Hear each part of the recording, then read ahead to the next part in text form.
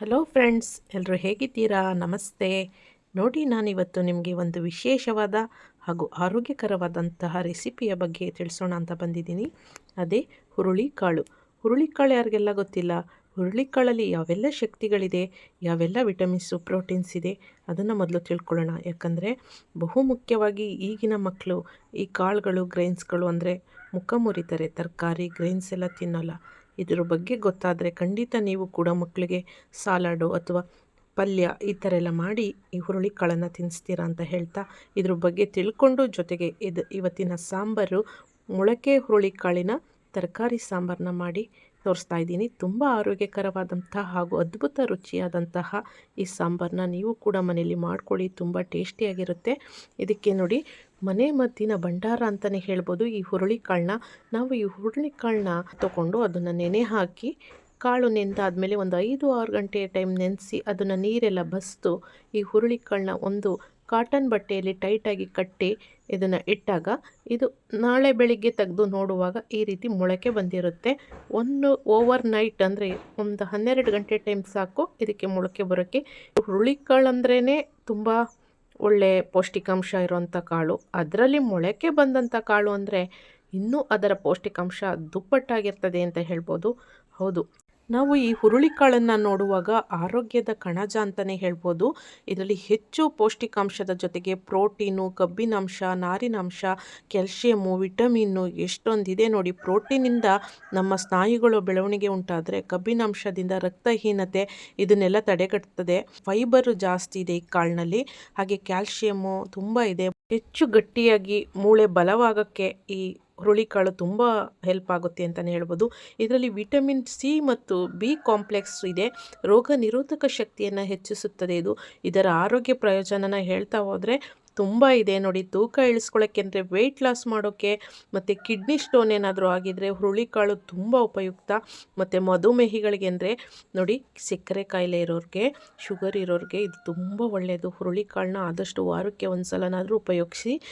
Digestion ಪವರ್ನ ಒಂದು ಮಟ್ಟಕ್ಕೆ ಇಟ್ಕೊಂಡಿರುತ್ತೆ.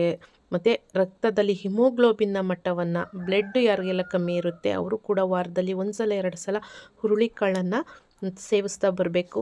ನೋಡಿ, ಇದು ವಿಡಿಯೋ ಲೆಂತ್ ಆಗ್ಬೋದು, ಆದರೆ ಇದರಲ್ಲಿರುವಂತಹ ಆರೋಗ್ಯಕರ ಉಪಯೋಗಗಳನ್ನ ತಿಳ್ಕೊಂಡ್ರೆ ತುಂಬ ಒಳ್ಳೆಯದಲ್ವಾ. ನಾವು ನಮ್ಮ ಮಕ್ಕಳಿಗೆ ಅಥವಾ ಮನೇಲಿ ಯಾರಾದರೂ ಪೇಷಂಟ್ ಇರೋರಿಗೂ ಕೂಡ ಇದೆಲ್ಲ ಕೊಡ್ತಾ ಬಂದರೆ ಒಳ್ಳೆಯದಲ್ವಾ. ಅದಕ್ಕೋಸ್ಕರ ಇಷ್ಟೊಂದು ತಿಳಿಸ್ತಾ ಇದ್ದೀನಿ.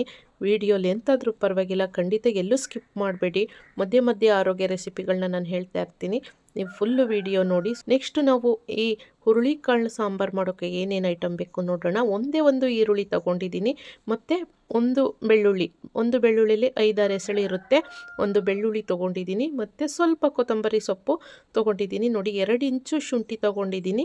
ಮತ್ತು ಇದು ಸಾಂಬಾರು ಪೌಡ್ರು, ಎಲ್ಲರ ಮನೇಲೂ ಸಾಂಬಾರು ಪೌಡ್ರು ಇರುತ್ತೆ. ಬೇಳೆ ಸಾಂಬಾರಿಗೆ ಅಂತಲೇ ಬೇರೆ ಪೌಡ್ರ್ ಇರುತ್ತೆ, ಮಟನ್ ಸಾಂಬಾರಿಗೆ ಅಂತ ಇರುತ್ತೆ. ನೀವಿಲ್ಲಿ ಮಟನ್ ಸಾಂಬಾರಿಗೆ ಅಂತ ಮಾಡ್ಕೊಂಡಿರೋಂಥ ಖಾರದ ಪುಡಿನ ತೊಗೋಬೇಕು ನೋಡಿ. ಇಲ್ಲಿ 1-2 ಸ್ಪೂನಷ್ಟು ನಾನು ಕಡಲೆ ತೊಗೊಂಡಿದ್ದೀನಿ. ಜೊತೆಗೆ ಇಲ್ಲಿ ಟೊಮೊಟೊ ಬೇಕೇ ಬೇಕು. ಟೊಮೊಟೊ 1-2 ತೊಗೊಂಡಿದ್ದೀನಿ.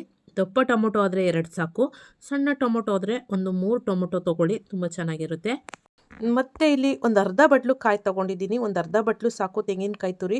ಯಾಕಂದರೆ ನಾವು ಇಲ್ಲಿ ಹುಚ್ಚೆಳ್ಳನ್ನ ಸೇರಿಸ್ಕೊತಾ ಇದ್ದೀವಿ. ಹುಚ್ಚೆಳ್ಳು ಅಂದರೆ ಗುರೆಳ್ಳು ಅಂತಲೂ ಕರೀತಾರೆ. ಇದನ್ನು ಇಂಗ್ಲೀಷಲ್ಲಿ ನೈಜರ್ ಶೀಟ್ಸ್ ಅಂತ ಕರೀತಾರೆ.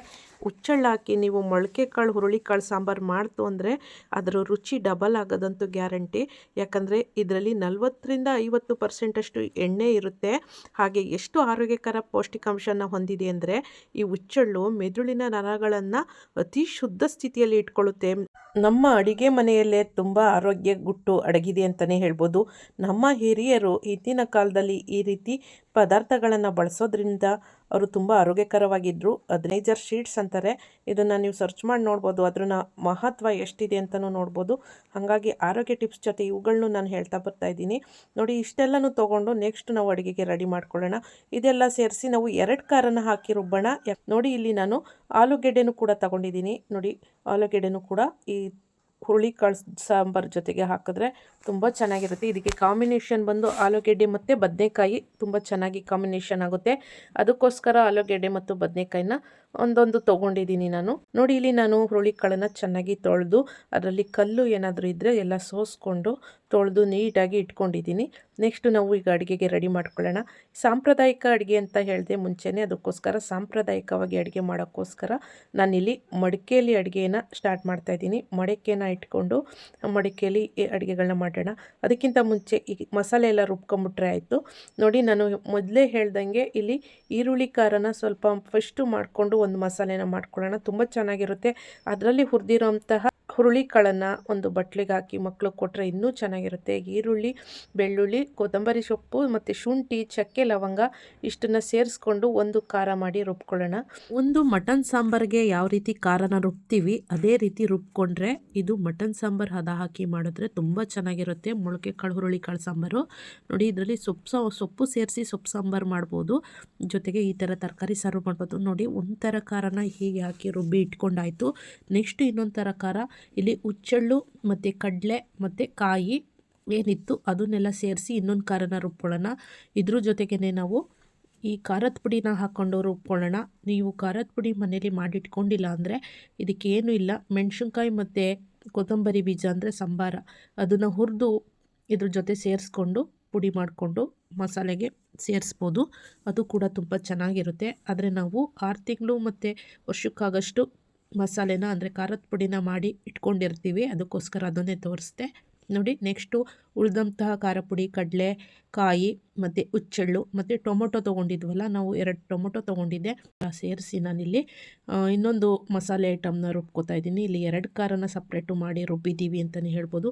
ನೆಕ್ಸ್ಟು ನಾನಿಲ್ಲಿ ಮಡಿಕೆನ ಇಟ್ಕೋತಾ ಇದ್ದೀನಿ. ಮಡಿಕೆ ಇಟ್ಕೊಂಡು ಮಡಿಕೆ ಕಾದ್ಮೇಲೆ ಇದಕ್ಕೆ ನಾನು ಎಣ್ಣೆ ಹಾಕ್ಕೋತಾ ಇದ್ದೀನಿ. ಅಡುಗೆಗೆ ಯಾವ ಎಣ್ಣೆ ಉಪಯೋಗಿಸ್ತೀರ ಆ ಎಣ್ಣೆ ಒಂದು 3 ಸ್ಪೂನಷ್ಟು ಎಣ್ಣೆ ಹಾಕ್ಕೊಳ್ಳಿ.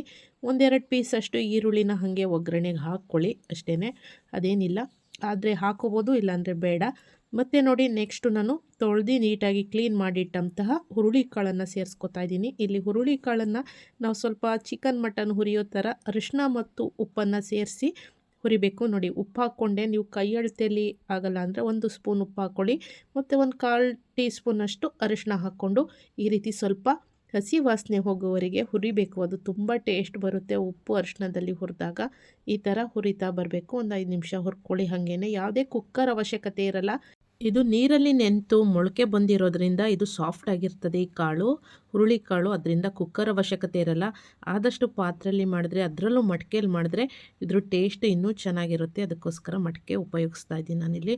ನೋಡಿ ಇಲ್ಲಿ ನೆಕ್ಸ್ಟು ನಾನು ಹೇಳಿದ್ನಲ್ಲ ಈರುಳ್ಳಿ ಖಾರನ ಫಸ್ಟು ನಾವು ಈ ರೀತಿ ಹಾಕ್ಕೊಳ್ಳೋಣ. ಈರುಳ್ಳಿ ಖಾರನ ಹಾಕ್ಕೊಂಡು ಚೆನ್ನಾಗಿ ಅರಿಶಿನ ಉಪ್ಪು ಹಾಕಿರೋಂತಹ ಈ ಹುರುಳಿಕಾಳು ಜೊತೆಗೆ ಮಿಕ್ಸ್ ಮಾಡಿ ಈ ಥರ ಸ್ವಲ್ಪ ಹುರ್ಕೊಳ್ಳೋಣ. 5 ನಿಮಿಷ ಹುರ್ಕೊಂಡು ನಾನು ಸ್ವಲ್ಪ ಟೊಮೊಟೊ ಹಾಗೆ ಇಟ್ಕೊಂಡಿದ್ದೆ, ರುಬ್ಬಕ್ಕೆ ಹಾಕಿರಲಿಲ್ಲ. ಯಾಕಂದರೆ ಅದು ಸಾಂಬಾರು ಜೊತೆಗೆ ಟೊಮೊಟೊ ಇದ್ರೂ ಚೆನ್ನಾಗಿರುತ್ತೆ ಅಂತ 1-2-3 ಪೀಸು ಇಲ್ಲಿ ಹಾಕಿದೆ. ನೆಕ್ಸ್ಟು ನಾನಿಲ್ಲಿ ಆಲೂಗೆಡ್ಡೆ ಹಾಕ್ತಾಯಿದ್ದೀನಿ. ಬದನೆಕಾಯಿ ಇವಾಗಲೇ ಹಾಕೋದು ಬೇಡ, ಬೇಗ ಬೆಂದೋಗುತ್ತೆ. ನೋಡಿ ಕಾಳು ಜೊತೆನೇ ಆಲೂಗೆಡ್ಡೆನೂ ಕೂಡ ಈ ಈರುಳ್ಳಿ ಖಾರದಲ್ಲಿ ಚೆನ್ನಾಗಿ ಟೇಸ್ಟ್ ಹಿಡಿದು ಬೆಂದಾದಮೇಲೆ ಅದಕ್ಕೆ ಸ್ವಲ್ಪ ನೀರು ಹಾಕಿ ಬೇಯಿಸಿದ್ರಾಯ್ತು. ನೆಕ್ಸ್ಟು ನೀರು ಹಾಕಿ ಬೇಯಿಸಿದ್ಮೇಲೆ ನೆಕ್ಸ್ಟು ನಾನು ಇಲ್ಲಿ ಕಾಯಿ ಮತ್ತು ಹುಚ್ಚೆಳ್ಳು ಟೊಮೊಟೊ ಎಲ್ಲ ಹಾಕಿದ್ನಲ್ಲ ಆ ಖಾರನ ರುಬ್ಕೊಂಡು ಇಲ್ಲಿ ಮಸಾಲೆನ ತಂದು ಇಲ್ಲಿ ಹಾಕಿದ್ರಾಯ್ತು. ಮಡಿಕೆಗೆ ಹಾಕಿ ಮತ್ತು ಆ ಮಸಾಲೆನೂ ಸ್ವಲ್ಪ ಹೊತ್ತು ಬೇಯಿಸಾದ್ಮೇಲೆ ನಮಗೆ ಎಷ್ಟು ನೀರು ಬೇಕು, ಸಾಂಬಾರು ಎಷ್ಟು ಬೇಕು ಅಷ್ಟು ಅಳತೆಗೆ ನೀರನ್ನು ಹಾಕ್ಕೊಂಡು, ನೋಡಿ ಇಲ್ಲಿ ಅತಿ ತೆಳುಗೂ ಕೂಡ ಮಾಡ್ಕೋಬೇಡಿ ಮತ್ತು ತುಂಬ ಗಟ್ಟಿಗೂ ಕೂಡ ಮಾಡ್ಕೋಬೇಡಿ, ಒಂದು ಸಮ ಅಳತೆಗೆ ನಿಮಗೆ ಗೊತ್ತಾಗುತ್ತೆ. ಮತ್ತು ನೆಕ್ಸ್ಟು ನಾವು ಆಲ್ರೆಡಿ ಒಗ್ಗರಣೆಗೂ ಕೂಡ ಉಪ್ಪು ಹಾಕಿದ್ದೀವಿ. ಇಲ್ಲಿ ಉಪ್ಪು ಇನ್ನೇನಾದರೂ ಬೇಕು ಅಂದರೆ ಕುದಿ ಬಂದಾದಮೇಲೆ ಲಾಸ್ಟಲ್ಲಿ ಉಪ್ಪನ್ನು ನೋಡಿ ಒಂದು ಕುದಿಸಿದ್ರೆ ಸಾಕು. ನೆಕ್ಸ್ಟು ನಮಗೆ ಲಾಸ್ಟಲ್ಲಿ ಬದನೆಕಾಯಿ ಒಂದು 5 ನಿಮಿಷ ಸಾಕು ಬದನೆಕಾಯಿ ಬೇಯೋಕ್ಕೆ. ಅದಕ್ಕೋಸ್ಕರ ಮುಂಚೆನೇ ಹಾಕಬಾರ್ದು ಬದನೆಕಾಯಿನ. ಲಾಸ್ಟಲ್ಲಿ ಇನ್ನೊಂದು 5 ನಿಮಿಷ ನಾವು ಈ ಸಾಂಬಾರನ್ನ ಕೆಳಗಡೆ ಇಳುತ್ತೀವಿ ಅಂತ ಅಂದಾಗ ಅವಾಗ ಈಗ ಬದನೆಕಾಯಿನ ಹಾಕಿ ಬೇಯಿಸಿದ್ರೆ ಸಾಂಬಾರು ಪರ್ಫೆಕ್ಟಾಗಿ ರೆಡಿ ಆಯಿತು. ಈ ಉಪ್ಪು ಖಾರ ಎಲ್ಲ ನೋಡಿ ಸಪ್ರೇಟ್ ಹಾಕೋಬೇಕು ಅಂದರೆ ಹಾಕ್ಕೊಳ್ಳಿ. ಹುಳಿನೂ ಕೂಡ ಸಾಕು. ಕೆಲವೊಬ್ಬರು ಇದಕ್ಕೆ ಹುಣಸೆಹಣ್ಣು ಹುಳಿನ ಕಿವುಚಿ ಬಿಡ್ತಾರೆ, ಅದು ಕೂಡ ಸ್ವಲ್ಪ ಟೇಸ್ಟು ಚೆನ್ನಾಗಿ ಬರುತ್ತೆ. ಹಿಂದೆ ಎಲ್ಲ ಟೊಮೊಟೊ ಕಡಿಮೆ ಯೂಸ್ ಮಾಡ್ತಾಯಿದ್ರು, ಹುಣಸೆಹಣ್ಣೆ ಜಾಸ್ತಿ ಯೂಸ್ ಮಾಡ್ತಿದ್ರು. ನಾನು ಮಾಡಿ ತೋರಿಸಿರೋ ಈ ಮೆಥಡಲ್ಲಿ ಮಾಡ್ಕೊಂಡು ನೋಡಿ, ಖಂಡಿತ ಚೆನ್ನಾಗಿ ಬಂದಿರುತ್ತೆ. ಯಾಕಂದರೆ ನಮ್ಮ ಅಜ್ಜಿ ಹೇಳ್ಕೊಟ್ಟಿರೋ ರೆಸಿಪಿನೇ ಇದನ್ನು ಕೂಡ. ಹಳೆ ಕಾಲದ ಅಡುಗೆಗಳು ಯಾವುದೂ ಕೂಡ ರುಚಿಲಿ ಕಡಿಮೆ ಇರಲ್ಲ ಅಂತಲೇ ಹೇಳ್ಬೋದು. ನೋಡಿ ನಮ್ಮ ಮನೇಲೂ ಹೀಗೆ ಮಾಡ್ತೀವಿ. ವಾರಕ್ಕೊಂದ್ಸಲನಾದರೂ ಮಾಡಿದ್ರೂ ಬೇಜಾರಾಗಲ್ಲ, ಅಷ್ಟು ಖುಷಿಪಟ್ಟು ಎಲ್ಲರೂ ಊಟ ಮಾಡ್ತಾರೆ. ಇದ್ರ ಜೊತೆಗೆ ರಾಗಿ ಮುದ್ದೆ ಇದ್ರಂತೂ ಕೇಳೋಂಗೆ ಇಲ್ಲ. ರಾಗಿ ಮುದ್ದೆ ಮತ್ತು ರೈಸು, ಇದ್ರ ಜೊತೆ ರೊಟ್ಟಿನೂ ಕೂಡ ತಿನ್ಬೋದು. ಪ್ರತಿಯೊಂದಕ್ಕೂ ಕಾಂಬಿನೇಷನ್ ಆಗಿ ತುಂಬ ಚೆನ್ನಾಗಿದೆ ಅಂತಲೇ ಹೇಳ್ಬೋದು. ನೋಡಿ ಒಂದ್ಸಲ ಈ ಥರ ಮಾಡ್ಕೊಂಡು ನೋಡಿ, ಮತ್ತು ಕಮೆಂಟ್ ಮಾಡಿ ತಿಳಿಸಿ ಯಾವ ರೀತಿ ಬಂತು ಅಂತ.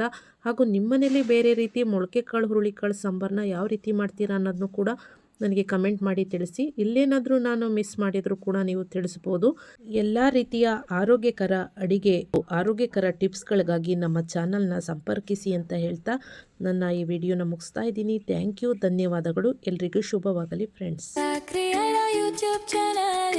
ವಿಡಿಯೋ ಇಷ್ಟವಾಗಿ like, share, subscribe ಮಾಡಿ.